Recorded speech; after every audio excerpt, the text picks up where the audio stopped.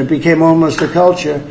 If somebody throws a rock at you, do nothing. If somebody spits in your face, do nothing.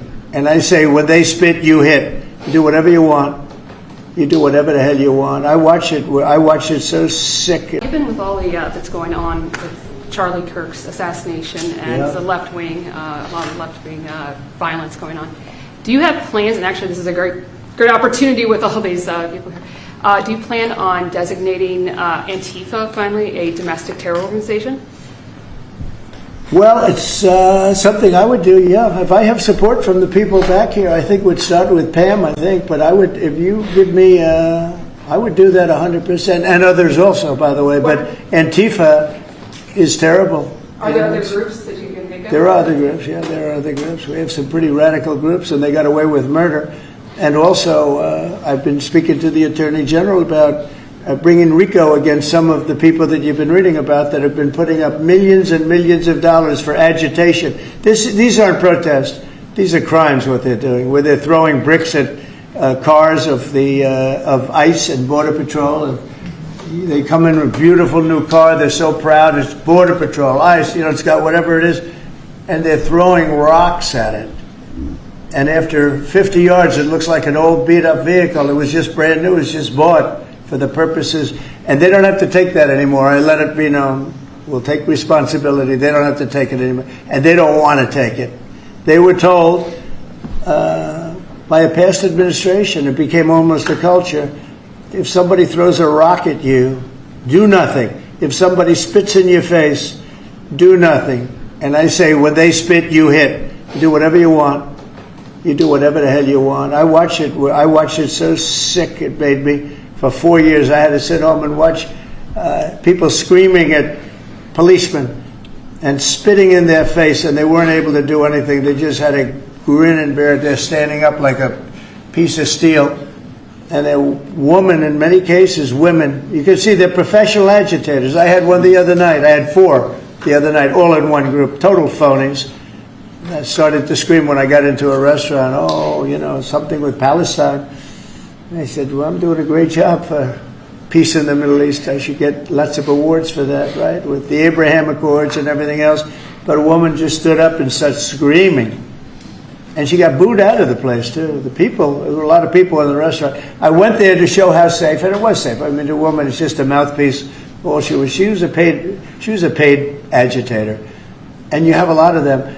And I've asked Pam to look into that in terms of RICO, bringing RICO cases against it, criminal RICO, because they should be put in jail. What they're doing to this country is really subversive. Is that left-wing organizations in the assassination? I'm wondering if you think if Charlie Kirk's assassin worked alone or if he worked with... I don't know. I mean, I can tell you he didn't work alone on the Internet, because it seems that he became radicalized on the Internet. That's just by watching same things that you're watching and hearing.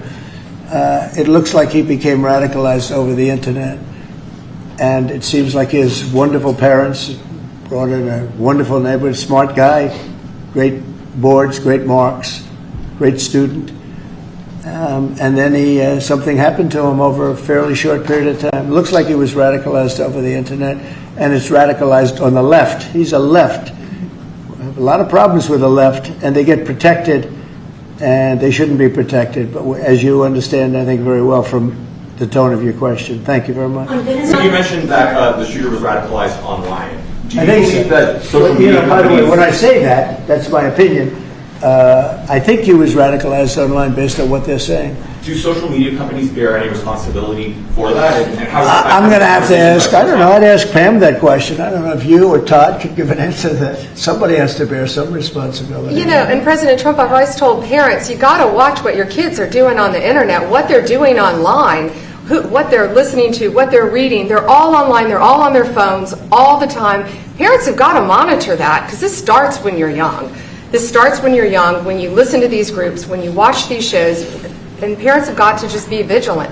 So sure, that's part of it, and they're meeting kids online who they think are kids, and they can be anywhere in the world, and talking to them, and yeah, they are being radicalized. Mr. President, he went bad, and he just went bad very quickly in a sense, because he sort of led a very normal life, a life of, great education, schools, everything else, but somewhere along the line something happened. Yeah, please. Ask a question on Charlie Kirk and crime. On Charlie Kirk, do you plan to speak at the funeral, and what would your message be? Well, I'm going on Sunday. We're taking a whole plane load, and having. I was invited on Saturday, but I said I'd rather save it for Sunday. You know, we're going to have a stadium, and I'll bet that stadium is going to be pretty packed, maybe completely packed. It's going to be big, but I'm going to be at the stadium, and I guess I'll say a few words. I don't know, but I guess I will.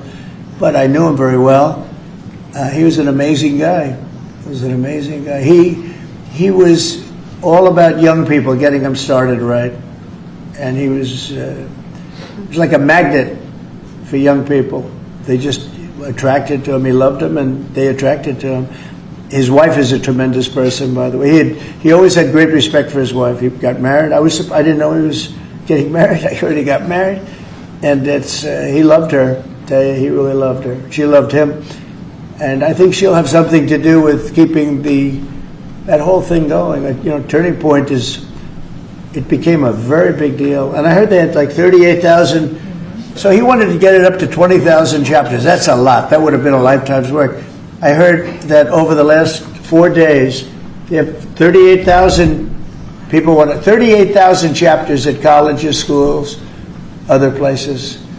Numbers that nobody's ever heard of numbers like that. So I think Turning Point could be, through what happened, this horrible act, it could be maybe bigger than it could have ever been had he been there. And I will say this: he'd be very happy if he saw what was going on. And there's some very good people, because I speak at Turning Point quite a bit. And Charlie would call me up.